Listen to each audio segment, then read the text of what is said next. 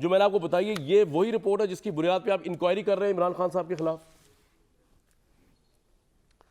जी मैं इस बात की तस्दीक करता हूँ कि ये वही रिपोर्ट है जिसकी बुनियाद पे इमरान खान साहब के खिलाफ इंक्वायरी हो रही है, और मुख्तलिफ टाइम पीरियड्स में उनके जो गैर मुल्की दौरे हैं उनमें दो तरह के गिफ्ट्स की कैटेगरीज हैं। एक डिक्लेयर्ड गिफ्ट्स हैं जिनको ओपन मार्केट में बेचा गया, जिस तरह आप कोई लंडे की चीज़ बेच देते हैं। And let me also clarify Kamran साहब, जनाब पढ़ी लिखी बात है, अगर आप कैबिनेट के रूल्स देखें, कैबिनेट के रूल्स में लिखा है द प्राइम मिनिस्टर में रिटेन एनी गिफ्ट अबव ₹30,000, यानी जिस भी तोहफे की मालियत 30,000 से ऊपर होगी आप उसको रिटेन कर सकते हैं, उसको बेच नहीं सकते। अच्छा। रिटेन का क्या मतलब है कि आपको अगर कोई गिफ्ट ऐसा लगा है कि वो यादगार है, वो ऐसा है कि आपको किसी मुल्क के बादशाह ने, सदर ने, वजीर आजम ने, वली अहद ने दिया, और आप चाहते हैं कि अपने घर में उसको लगा सकें एक यादगार के तौर पे, एक फखरिया, एक आपका एक्ट है कि मैं फख्र करता हूं इस बात पे कि मुझे बतौर वजीर आजम ये गिफ्ट मिला, तो रिटेन के अल्फाज इस्तेमाल हुए हैं। रिटेन के अलावा ये इस तरह की चीजें तो नहीं है ना कि आप परचून में जाएं, दुकान पे रसीद बनवाएं, उनको अंदाजा बेच लगा दें। लिया कि ये सारी मालियत 5 से 6 अरब की है?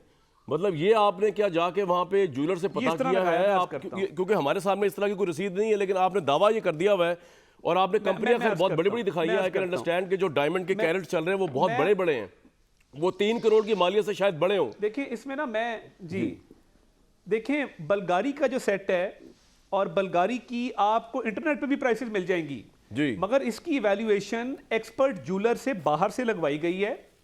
वो सिर्फ जो सरपेंटी नामी ये है ना ब्रेसलेट, उस टाइप के ब्रेसलेट की आप मालियत देख लें कितनी है। तो ये स्पेशलाइज्ड गिफ्ट्स हैं, ये आम तौर पे पाकिस्तान में अवेलेबल ही नहीं है।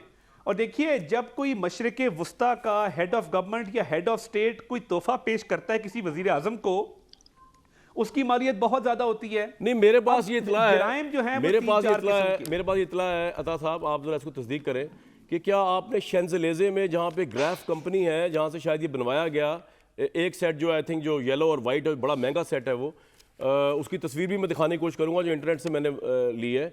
क्या आपने शैंज़ेलिज़े में किसी शॉप से भी रब्ता किया या आप अपने तौर पर बातें करी जा रहे हैं?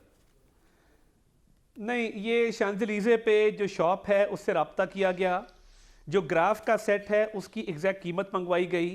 ना सिर्फ ये, जो पिछली घड़ी थी आपको याद होगा, उस घड़ी के साथ एक पेन भी था, कफलिंग्स भी थे, एक डायमंड रिंग भी थी। तो वो सारी चीजें ग्राफ से बकायदा, देखिए जो ग्राफ है ना, ग्राफ क्या करता है, ग्राफ एक एक डायमंड की नौयत बताता है कि ये डायमंड कितने कैरेट का है और इस एक सेट में कितने डायमंड। वो डिटेल तो इधर भी काफी लिखी हुई है, इनको जी वो इधर भी लिखी हुई है जी एग्जैक्टली, मैं वही बात कर रहा हूं, ग्राफ की तरफ से ये तमाम डिटेल्स आई हैं। अब प्रॉब्लम क्या है, ये नहीं है कि मेरा गिफ्ट है मैं बेच दूं। देखें, ये मिसयूज ऑफ अथॉरिटी है, अब्यूज ऑफ पावर है, और सीधी सादी करप्शन है। उसकी वजह क्या है, आपका पहला दौरा है मशरिक़ वुस्ता के एक मुल्क का, मैं उसका नाम नहीं लूंगा, उधर आप गए हैं तो वापस जो मैंने लिस्ट देखी है वो लिस्ट आपके पास अभी नहीं है जी, उसमें फवाद चौधरी को तोहफा मिल रहा है, फॉरेन सेक्रेटरी को तोहफा मिल रहा है, बाकी आपके स्टाफ को तोहफा मिल रहा है, वजीर आजम के आगे नील लिखा हुआ है। इसका मतलब यह है कि ये तो आप वो गिफ्ट दिखा रहे हैं ना जो डिक्लेयर्ड हैं, जो वजीर आजम को और बेगम साहिबा को मिले और उन्होंने ओपन मार्केट में बेच दिए अंडर वैल्यू करके। इसमें 3 जराइम है ना, पहली बात आप बेच नहीं सकते, रिटेन कर सकते हैं। नंबर 2, आप उसकी वैल्यूएशन प्रॉपर लगवाएंगे, अंडर वैल्यू नहीं कर सकते। तीसरा, उस रकम को अपने जाती खर्च में नहीं ला सकते, ये तो करप्शन है, एम्बेजलमेंट है, फ्रॉड है। नहीं लेकिन तारक साहब, मुझे एक बात समझ में आई कि अगर आप गिफ्ट को जो आपने ले लिया, आपका जो भी प्रोसीजर था उसपे, देखें अगर तो ये गलत इवैल्यूएशन हुई है तो ये मुल्क के साथ करप्शन हुई है, मैं एग्री करता हूं आपसे।